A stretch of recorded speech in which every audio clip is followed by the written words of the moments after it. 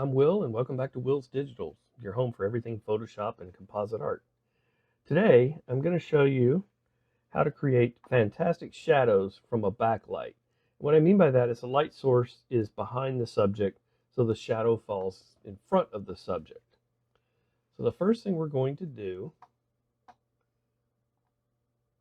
we've got our little background here with our creature in it, and we're going to select the creature by going to Select on the Select menu, and then select Subject.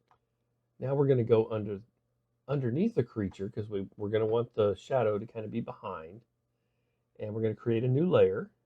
Most places will tell you to just do this in black, but if we notice, shadows actually have color to them as well. So what we're going to do is we're going to select a color from the shadows, that right there, and then that's what color our shadow is going to be because it'll match the lighting around the room. All right, so now we're going to use Command and Delete on a Mac, or Control and Delete on a PC. Now you can see we have our layer here. Let's name it Shadow, and then we're going to Command D. And we can't see the shadow because it's the exact shape of our creature. So what we're going to do, while we still have the shadow layer selected, we're going to hit Control or Command T. That is going to select it for free transform. We're going to right click and we're going to go down to Flip Vertical. Now we can see our shadow. All right, now we're going to pull this down, and we know that the feet should line up. Let's make it look a little more like a shadow.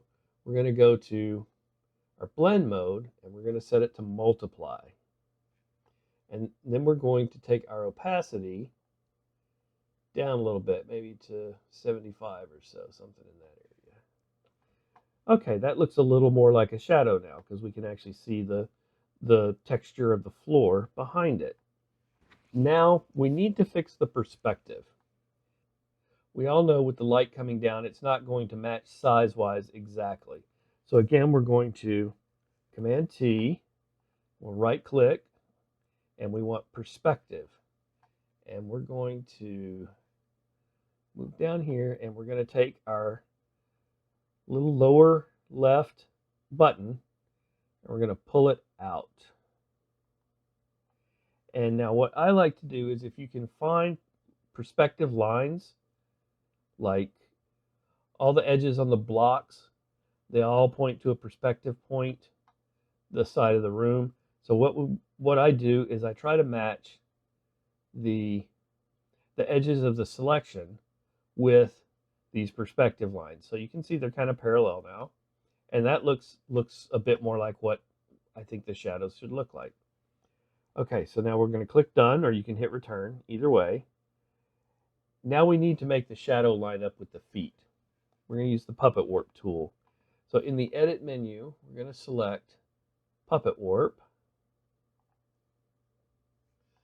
Okay, now yours may look like that, which is fine. I prefer not to look at the little grid outline, so I'm going to turn mine off. And now what we're going to do first is we're going to select some little points. Actually, first, let's zoom in a little bit so we can see what we're doing. First thing we're going to do is select some points where we want to try to keep it from moving. Because with Puppet Warp, when you start to move something, something else is probably going to move unless it's pinned down. So I'm going to pin everything down here.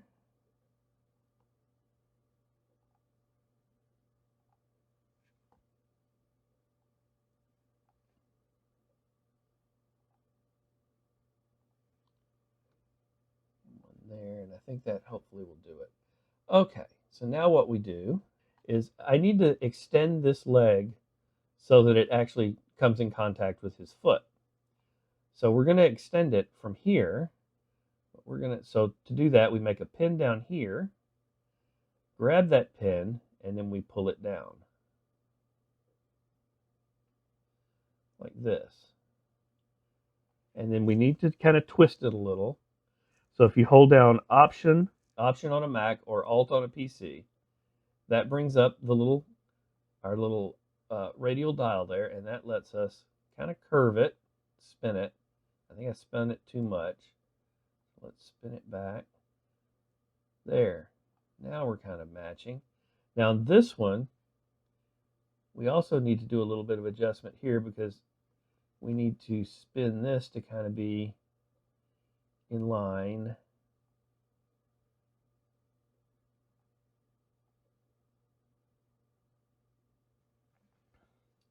Okay. I think that is going to do for that part. It's not perfect, but we can work on it here and make it better in just a second. Next thing we're going to do is we're going to blur it just a little bit. We're going to go, actually, let's make our shadow a smart object. That way, if we need to change the blur later, we can. Okay, so we're going to go to Filter. Actually, in case you didn't know, to convert it to a smart object, we go to the layer and we right-click, and there is Convert to Smart Object. So you just select that, and you can tell it's a smart object because it has this little icon inside the actual shadow box. So now we're going to go to Filter, Blur, Gaussian Blur, and we are definitely not giving it 91 pixels. 2 pixels maybe? Yeah, that 2.1, that looks good. Now we're gonna create one more layer here, and we're gonna call this Contact Point Shadows. So if you notice, if you've ever looked at a picture of a shadow, that the point where whatever is casting the shadow actually meets the surface that the shadow is being cast on, it's very, very dark there.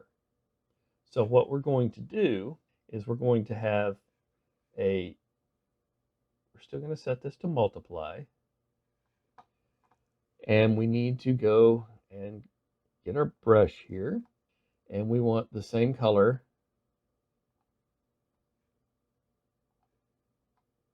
Or close to the same color. And we want our opacity for this to be 100. And now we go just right down under here.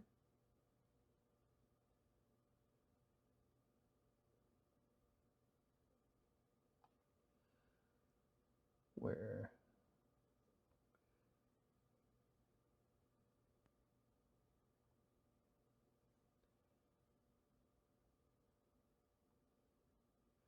we just go where his feet meet the floor.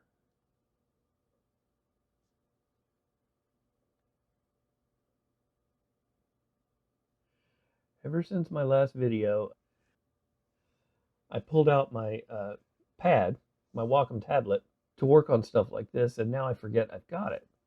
Okay, so what I've done is I put a layer mask on there because a couple of these places are a little too fat, and rather than try to erase them, I'm just going to just trim them down a little bit here.